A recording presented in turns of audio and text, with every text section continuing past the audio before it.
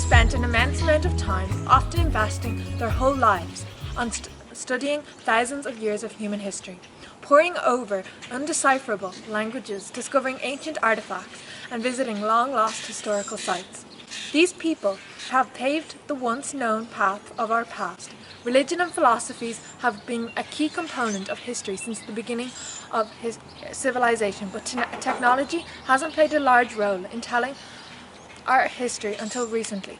Although the development and interaction of culture from 3100 BCE to now has been the best way to look at human history because of how religion continuously demonstrates the way in which societies establish order and interact with each other, technology has been an increasingly relevant way of looking at history over time. Ever since the beginning of civilization, belief systems, religions, and philosophies have shown historians how societies establish order. In ancient Egypt, one of the earliest civilizations during the foundational era, criminal cases were more often decided by divine oracles rather than government officials. In Deir el-Medina, for example, a religious document was made for both sides of the case and put on either side of a street. Whichever side the god's image inclined towards was rendered the winner of the case. During the 21st dynasty, legal decisions were made by the religious oracle Amun. In ancient China, Confucianism defined many aspects of the legal system. One of the Confucian beliefs found in Chinese law is filial piety. The Tang Empire legal code encouraged children to be filial and threatened that if they did not, they would be violating human principle. Although it was not a law, the Tang forced their people to be filial through fear. This fear developed into a nationwide commitment to respecting elders and rulers. Even as new societies with different values emerged in China, Confucianism's role in maintaining order in society remained relevant. In the Song dynasty, new interpretations of Confucian teachings were so influential that the term Neo-Confucianism was used. Neo-Confucianism continued to be based off of individual morale and social responsibility. In recent times, filiality has become an obligation in China. Chinese officials felt that to teach children the importance of filial piety, it needed to be a law. The law that was created is called Protection of the Rights and Interests of the Elderly People, and it has 9 clauses that lay out the duties of children and their obligation to tend to the need of elderly. In the Islamic tradition, it is believed that religion is key to maintaining a successful empire.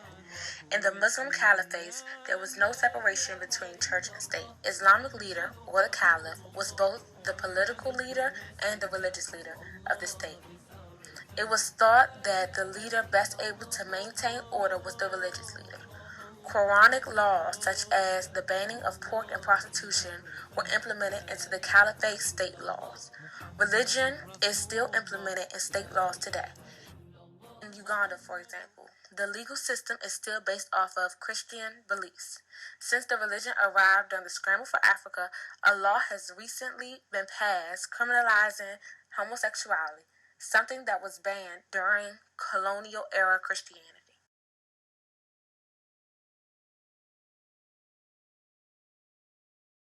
In the last few decades, the conservative movement, largely shaped by the tenets of fundamentalism, has influenced policymaking and election results. Noting that many leaders have drawn on religion to make a political point, senior fellow E.J. Dion takes a closer look at the relationship between religion and politics. E.J., this election cycle seems to be heavily influenced by religion. Is this a blurring of the line between church and state, or is it just a matter of religion in politics? Separation of church and state is quite different from separating religion from politics. Indeed, I believe that our tradition of keeping religion independent of government created much stronger religious institutions in America. It's because there wasn't a backlash, as there was in many European countries, against a church, usually an established church, so totally tied with the power structure. So you had lots of traditions that developed independently and developed strong roots in civil society. And if you are a serious believer, I think it's impossible to separate your religious convictions from your political convictions. The interaction between Christians and Muslims has always been tense.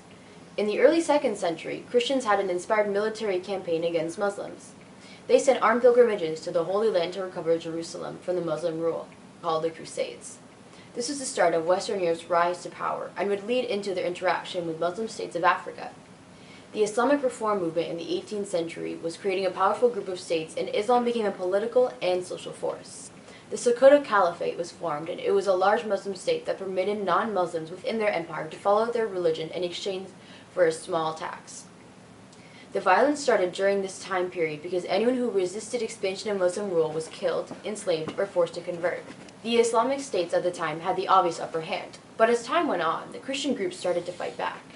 Also, conflicts between these two groups have not ended, and violence is still occurring. In the Central African Republic, the rebel Muslim groups had the power to overthrow their president, resist thousands of peacekeepers, and kill many Christians. Islamic groups are currently killing random, innocent Christian people. The situation has changed and worsened, because now there are armed Christian movements, causing thousands of Muslim deaths in a matter of days. The Christians gained power in the fight and have occupied the capital, causing tens of thousands of people to flee. This tension in society is a cause of the cultural interaction between these two groups. Another place where Islam clashed with a religious group is in India. The interaction between India and Pakistan is very hostile. Up until the Mughal Empire in the 16th century, India was a predominantly Hindu place. The founder of the Mughal Empire, Akbar, was a Muslim descendant. He allowed Hindus and Muslims to live in peace, practicing their own religions.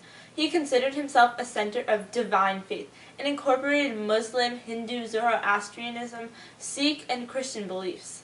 His open-mindedness about religion showed a positive interaction and led to a mixture of Muslim and Hindu traditions in the court culture. This all changed when his great-grandson came into power and reinstituted many restrictions on Hindus. Britain prepared for India's independence in 1937. The independence was complicated when there was a war between the conflicting Muslim and Hindu groups, and India did not want to share power with the Muslim League.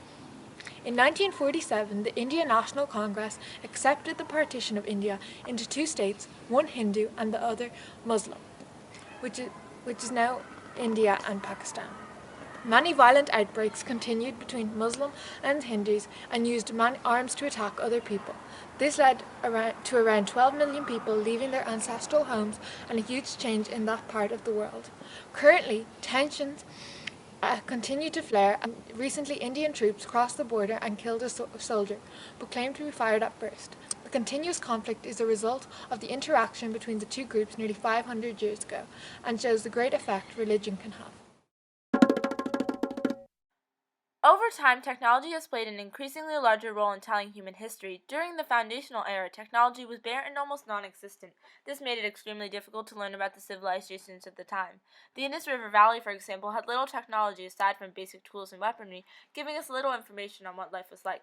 As time went on, however, new technology introduced to mankind had made it easier to understand our history. The invention of the printing press, first invented in China and later mass-produced as the Gutenberg printing press in Europe, has allowed historians to understand an immense amount of history due to the amount of literature, laws, and historical events recorded in print. For the first time, books were mass-produced, making it much easier to attain information. In the Industrial Revolution, new technology was introduced in society at booming rates. The internal combustion engine, the pneumatic tire, and the telegraph all were products of industrialization. This sudden upsurge enriched our understanding of human history in many ways. The internal combustion engine and the pneumatic tire allowed for greater human movement across long distances through automobiles and bicycles, enabling them to interact more. Also, the telegraph allowed for greater communication between people. Since then, technology has grown exponentially, leading up to the digital age with the invention of the internet and cell phones. Human history is constantly changing, and there is so much more to tell in the future. Using culture as a medium to study our history is the most effective and the most insightful. Not only has religion continuously demonstrated the way societies have maintained political order and interacted with each other, but technology has become an increasingly relevant way of looking at how humans have lived in the past and how they were currently living. We as historians can not only use culture to understand the richness and diversity of our past, but we can learn from it in order to lay out a better, brighter future for centuries to come.